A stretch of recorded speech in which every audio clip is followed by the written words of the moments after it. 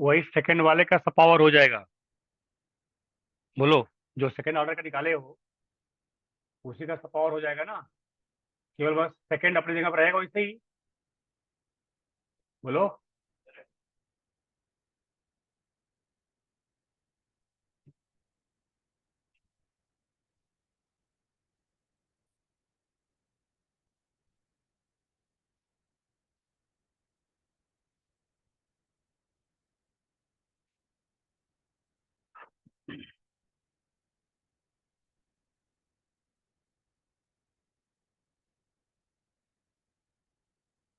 बनाइए हेडिंग आप लोग। और इस साल का ये इस सेमेस्टर का क्वेश्चन होगा वो। और लग रहा है कि ये मिलेगा आपको 100%। Very important. Effect of temperature on effect of temperature on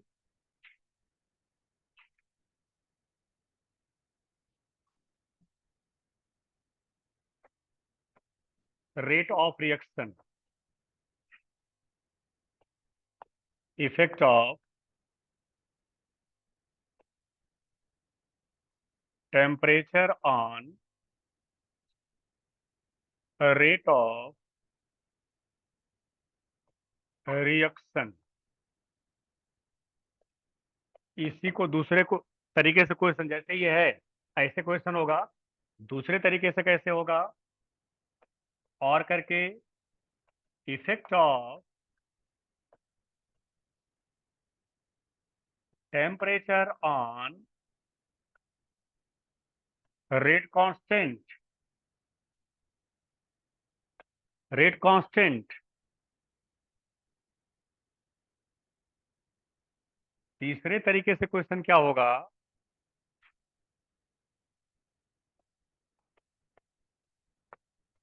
discuss Arrhenius equation. Discuss कर देगा अरेनियस इक्वेशन। ये ऐसे क्वेश्चन आपके पास आएगा। Arrhenius equation.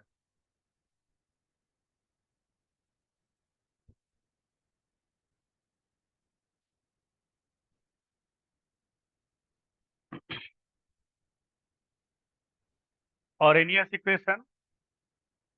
Effect of temperature on rate of reaction. देखिए बहुत इंपॉर्टेंट बात है, लेकिन सबसे पहला अभी कल करें। अभी कुछ देर पहले बात किया गया क्या? अगर आप कंसंट्रेशन को कांस्टेंट करोगे तभी आप ये बता पाओगे कि टेम्परेचर चेंज करने पर रेट में चेंज हो रहा है कि नहीं हो रहा है। क्योंकि यदि टेम्परेचर भी चेंज करो और कंसंट्रेशन भी चेंज करो और रेट चेंज हो रहा हो तो आप कभी भी ये नहीं बता सकते कि रेट किसके रेस्पेक्ट में चेंज हुआ।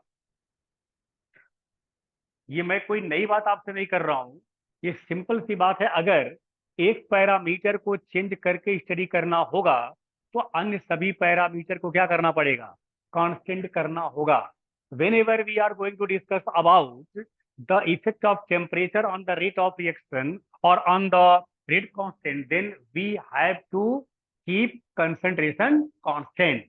और याद करें अभी ऊपर लिखा आपने कि कंसंट्रेशन को जैसे कांस्टेंट किया वही rate of reaction he rate constant हो गया। बोलो। अभी ऊपर लिखे हो ना कि रेट अपने 1 मोल पर लीटर किया किसका? कंसंट्रेशन को। अगर कंसंट्रेशन को 1 मोल पर लीटर किया तो रेट ऑफ रिएक्शन को ही आपने क्या नाम दिया?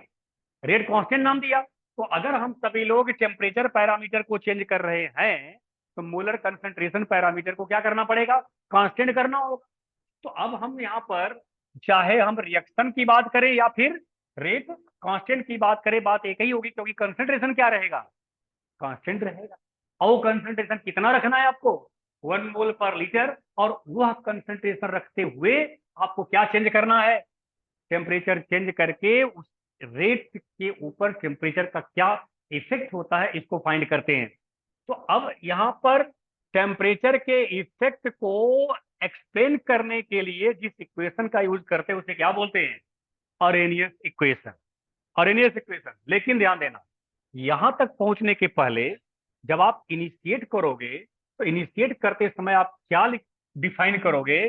पहले डिफाइन करोगे आप टेम्परेचर, यानी हेडिंग में पहले डिफाइन करोगे टेम्परेचर कोफिशिएंट, पहले आप डिफाइन करोगे टेम्परेचर कोफिशिएंट, यानी हेडिंग तो मेन ये रहेगा, और उसमें पहले डिफाइन करना है, यानी आप अब आंसर लिखने चल रहे हो, अब आंसर में पहला क्या लिखोगे आप? Temperature coefficient.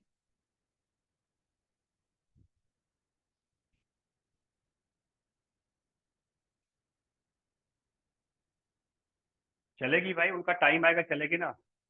वो 7:30 से है, अभी नहीं है वो। 7:30।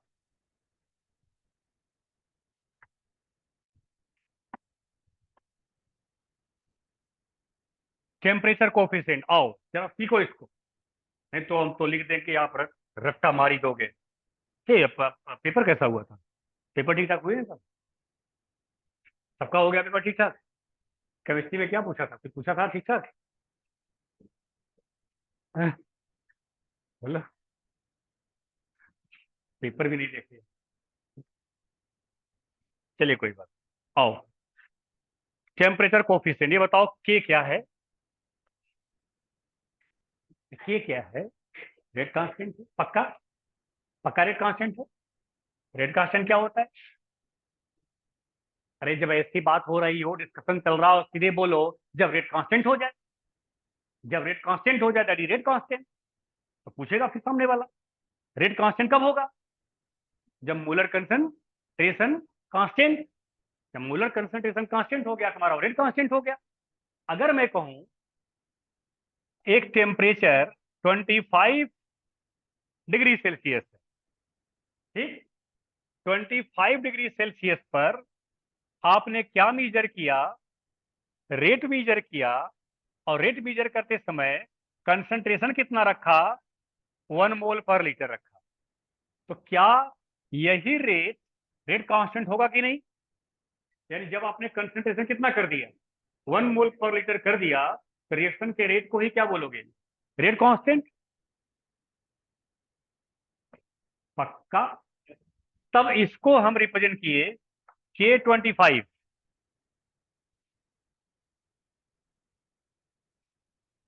हाँ, अब ऐसे लिखा रहेगा K25, या हो सकता है उसमें सुविधा के लिए ऐसे लिख दे K25 डिग्री। तो क्या मतलब समझे? 25 डिग्री सेल्सियस पर रेट कांस्टेंट। अगर वही चीज लिख दिया K35 डिग्री, तो 35 डिग्री सेल्सियस पर रेट कांस्टेंट। दोनों टेम्परेचर का डिफरेंस क्या है? 10 डिग्री का है। 10 डिग्री का है ना? K35 degree upon K25 degree called temperature coefficient.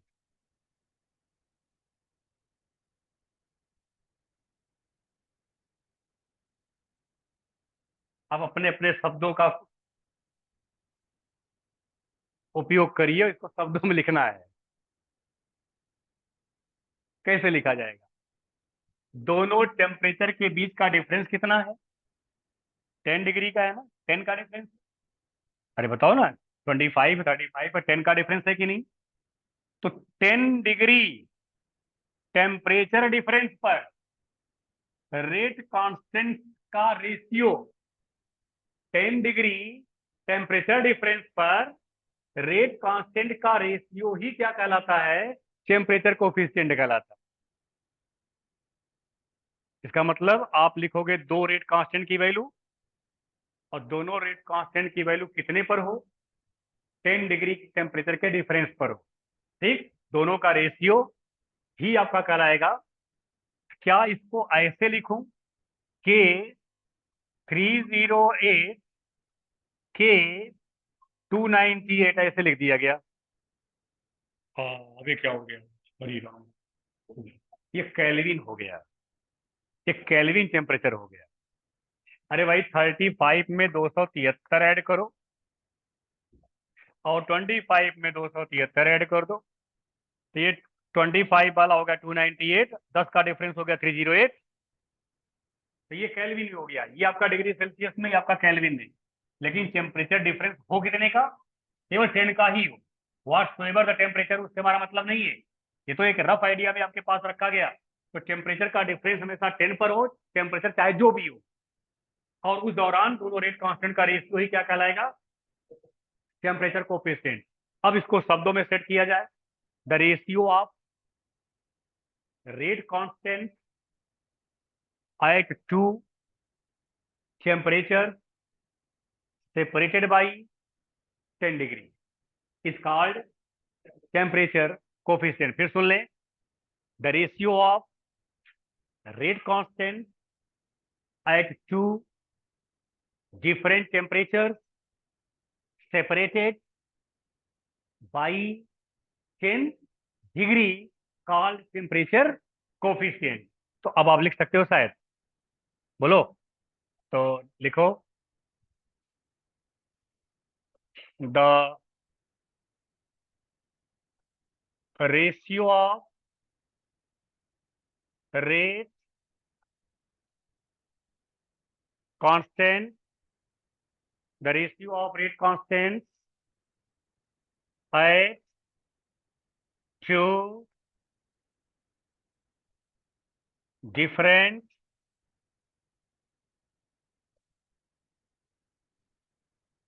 temperature at two different temperature, क्या जी, सेपरेटेड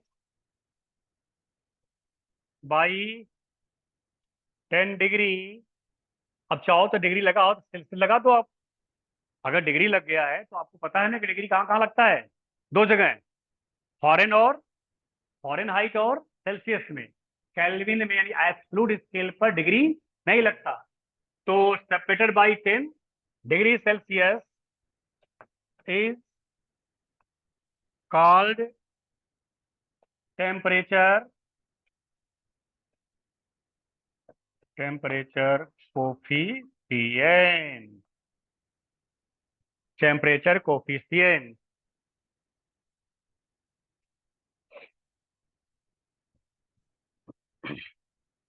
हो गया। अब नीचे लिखो, the rate constant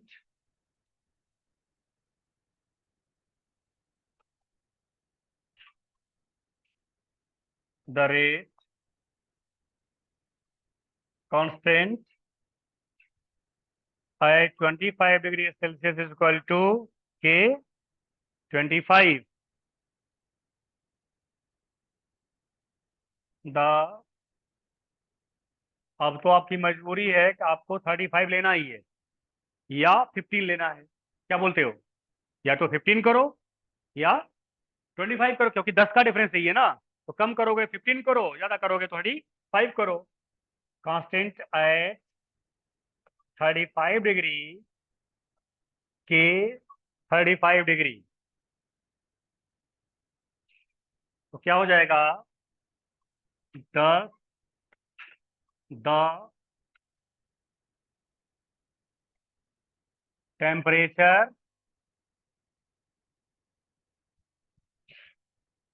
coefficient is equal to, higher upon lower करना है, हायर अपॉन लोअर करना है, तो K 35 degree upon K 25 degree.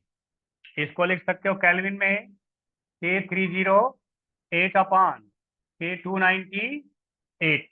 ऐसे भी आपके द्वारा लिखा जा सकता है।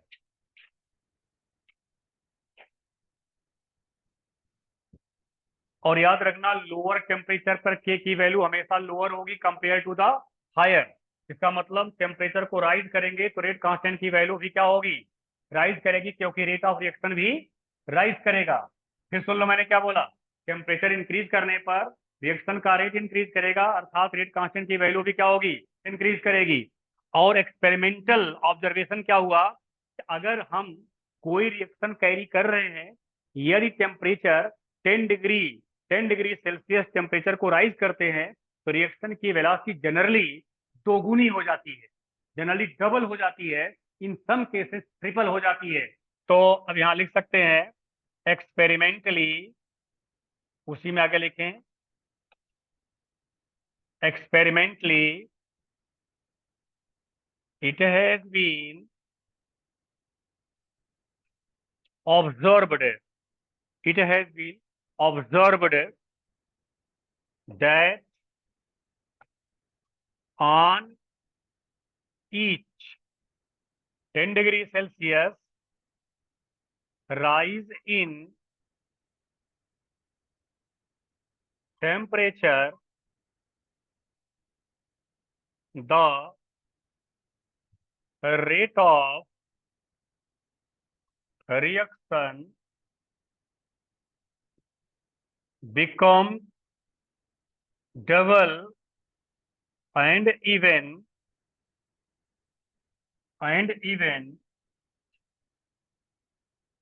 triple in some cases. In some cases.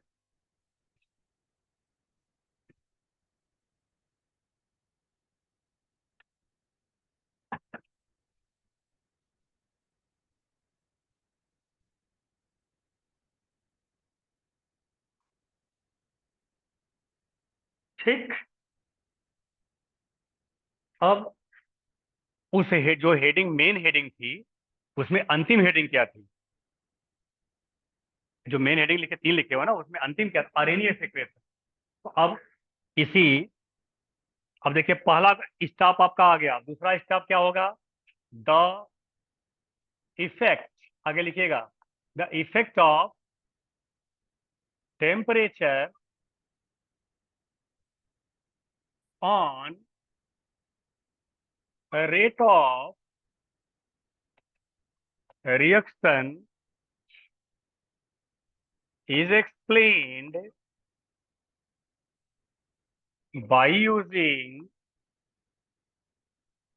the Arrhenius equation. Arrhenius equation. By using the Arrhenius equation. अब देखिए, छोटे छोटे जो क्वेश्चन, छोटे छोटे जो पढ़ाओ आपके पास आ रहे हैं, एक आ गया टेम्परेचर कोफिशिएंट की बात आ गई, अब उसके बाद यहाँ अरेनियस इक्वेशन की बात आ गई। अरेनियस इक्वेशन ये है, K equal to A into e के पावर माइनस ई ए अपॉन आर टी। इस इक्वेशन को अरेनियस इक्वेशन कहते हैं। ये इक्वेशन आपका अरेनियस इक्वेशन कहलाता है। क्या क्या है? वेयर के ए आर टी ई ए, इतने लोगों के बारे में आप बताएंगे। के क्या है जी? बोलना। रेट कांस्टेंट है। ए क्या है? ये भी कांस्टेंट है। इसे फ्रीक्वेंसी फैक्टर कहते हैं।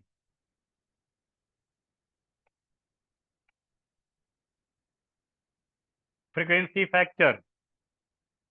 आर, बोल। गैस कांस्टेंट जी, gas constant. T, absolute, absolute temperature है जी ये, अब्सोलूट टेम्परेचर। ई ए का नाम है एक्टिवेशन एनर्जी। ई ए आपका एक्टिवेशन एनर्जी है।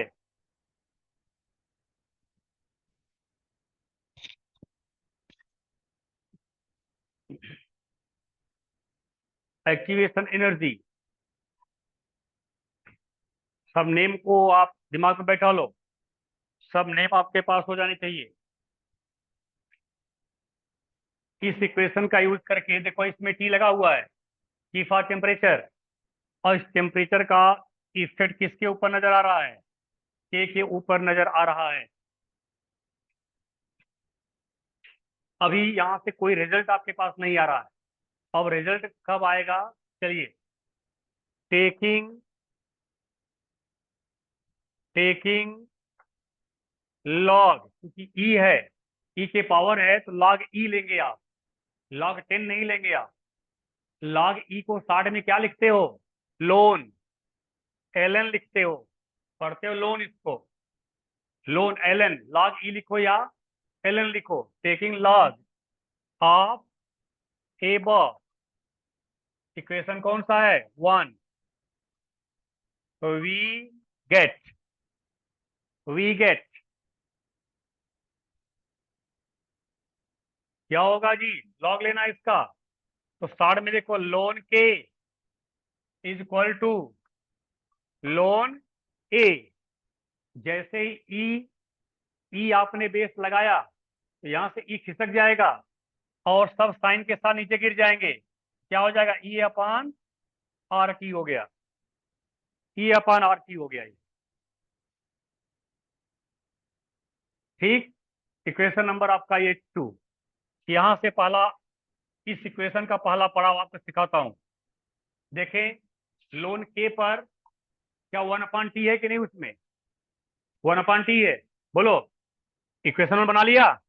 अब आप देखो, इसको ऐसे अरेंज करो, ln K is equal to minus E A upon R dot 1/t plus ln A. ऐसा लिख सकते हो कि नहीं?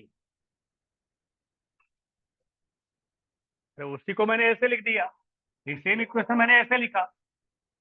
इसको ऐसे इसलिए लिखा कि y बराबर एम एक्स प्लस सी से कंपेयर कराने के लिए। y equal to M X plus C, इसको हम क्या कहते हैं? ये स्ट्रेट लाइन इक्वेशन है जिसका यूज करके हम क्या निकालते हैं? स्लोप।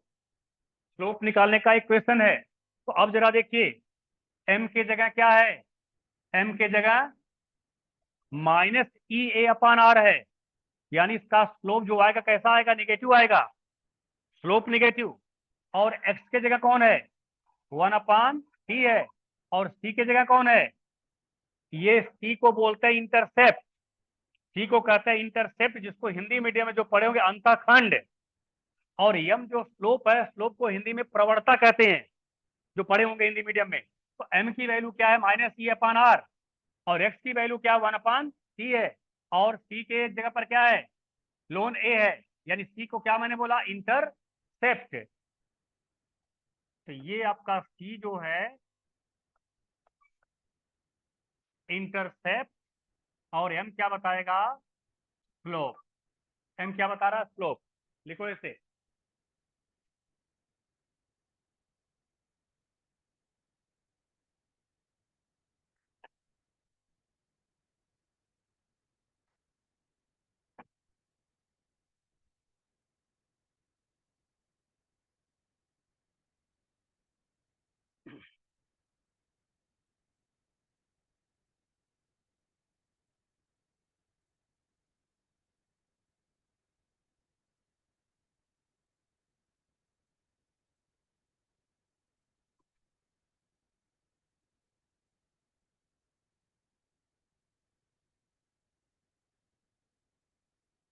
हो गया? अब जरा बताओ, हम लोग क्या करेंगे? लोन के और 1/t के बीच ग्राफ प्लॉट करेंगे। जो ग्राफ प्लॉट होगा वो कैसे होगा? एक स्ट्रेट लाइन होगा। अब जरा देखिए, स्लोप पॉजिटिव और नेगेटिव समझने का मतलब क्या है? देखिए ऐसे, यहां पर लिखिए, बनाइएगा नहीं अभी आप। इसके लॉन्ग मैंने बोला लोन के लेना है, और इसके लॉन्ग 1/t लेना है। अगर ग्राफ में ऐसा स्लोप बनता है आपकी कॉपी पर, या ऐसा स्लोप बनता है आपकी कॉपी पर, एक्सिस ये डिफाइन है, एक्सिस ऐसे डिफाइन रखोगे, ग्राफ अगर ऐसे बनता है तो हम इसे निगेटिव स्लोप कहते हैं। और अगर ऐसा बनता है तो पॉजिटिव स्लोप कहेंगे। ठीक है? तो यहाँ पर आपके इक्वेशन में क्या है? निगेटिव साइन है। तो स्लोप क्या बनेगा? निगेटिव बनेगा। देखिए, वो स्लोप आपका ऐसे बनेगा, ये। और इसको अगर हम एक्स्ट्रापोलेट कर दें, मतलब पीछे की तरफ बढ़ा दें, तो यहाँ क्या कर रहा है? ये इंटरसेप्ट कर रहा है। यहां से यहां तक का जो डिस्टेंस है वो आपका क्या है? इंटरसेप्ट। इंटरसेप्ट इक्वेशन में क्या है? लोन ए है। और ये क्या बना? ये स्लोप बना हुआ है। स्लोप इज इक्वल टू कितना? माइनस ई ए अपान आर के फॉर्म में है। तो ग्राफ किसके बीच? लोन के और 1/t के बीच। तो लिखिएगा, when graph is plotted when graph is plotted between ln k and 1 upon t, when graph is plotted between ln k and यानी ln k मतलब log base e, ln k and 1 upon t, comma a straight line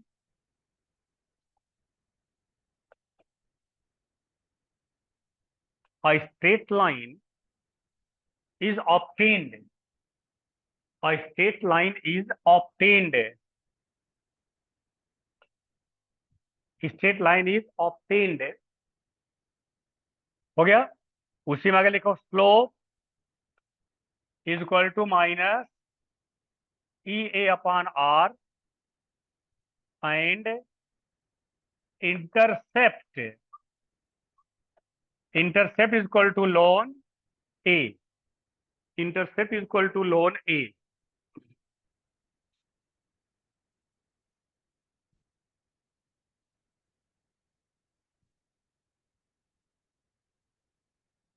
ठीक, तो ये बताओ क्या इतने का use करके ई ए की वैल्यू निकाल सकते हो कि नहीं? हो गया, तो नीचे लिखो using slope we can calculate क्या ई ए मतलब, अरे ऊपर लिखा था activation energy, we can calculate activation energy. तो क्या हो जाएगा, बोलो भैया? E is equal to minus of slope into R, minus of slope into R. और चूंकि जानते हो क्या होगा, स्लोप भी आपका नेगेटिव आएगा। स्लोप जब दिया रहेगा नेगेटिव दिया रहेगा तो नेगेटिव नेगेटिव क्या हो जाएगा, पॉजिटिव हो जाएगा। वो एक्टिवेशन एनर्जी की वैल्यू आपको मिल जाएगी पॉजिटिव। तो इस इक्वेशन का यूज करके आप सभी लोग एक्टिवेशन एनर्जी की वैल्यू को कैलकुलेट कर सकते हो।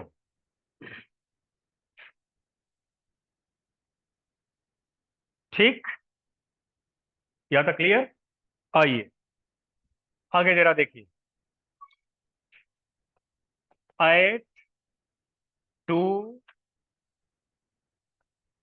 Different temperature, equation 2 can be written as below. Equation 2 क्या है? इक्वेशन 2 क्या है? Ln K equal to ln A minus E upon R T है। इक्वेशन 2 देखें, शायद वही है ना, जहाँ लॉग लिए भाई, लॉग लेकर जो रखे वही। तो at T1 temperature, at T1 temperature ln K1 is equal to ln A minus A upon R T 1। Ln A में कोई चेंज नहीं क्योंकि वो कांस्टेंट है। फ्रिक्वेंसी फैक्टर वो आपका यूनिवर्सल कांस्टेंट है, उसमें चेंज नहीं होगा। आर में चेंज नहीं होगा, ई ए में चेंज नहीं होगा। उसके बाद एट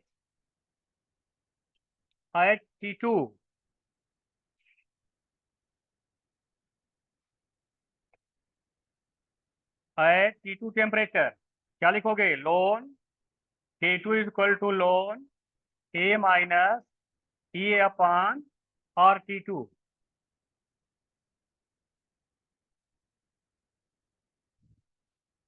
अब वही टेम्परेचर कोफिशिएंट वाला कॉन्सेप्ट लगा दीजिए। क्या करिए, इक्वेशन नंबर 2 में से इक्वेशन नंबर 1 को घटा दीजिए। तो सब्सट्रैक्टिंग, यानी आपका ये इक्वेशन नंबर क्या होगा, 3, ये 4 होगा ना। सब्सट्रैक्टिंग इक्वेशन 3 इसमें से फ्रॉम 4 को वी गेट, क्या हो जाएगा जी?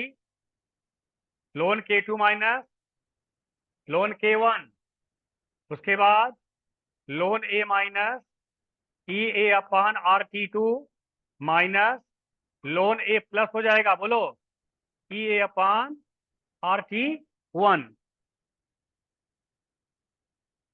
पूरा मैंने जैसे था वैसे रख दिया।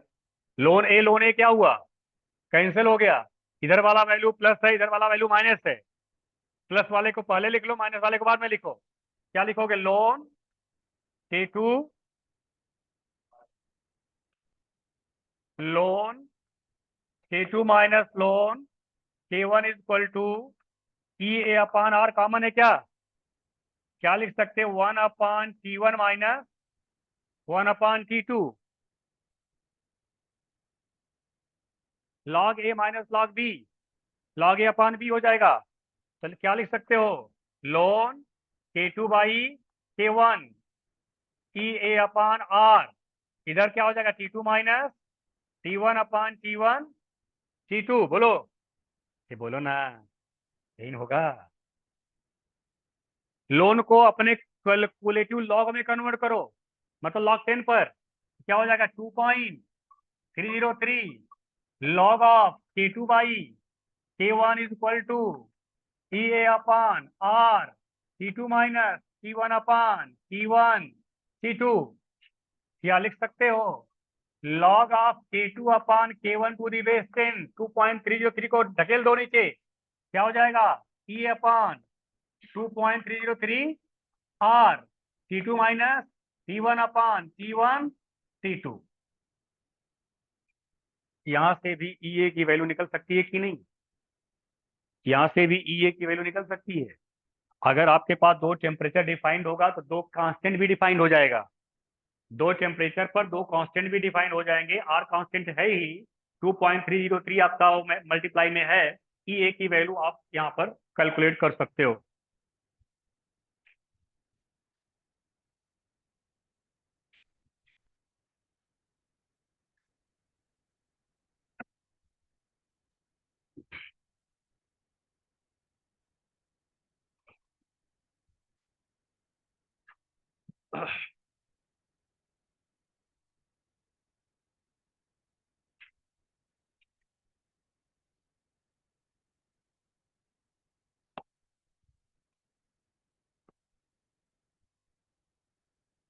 ओके, इसी पर एंड करते हैं लेक्चर।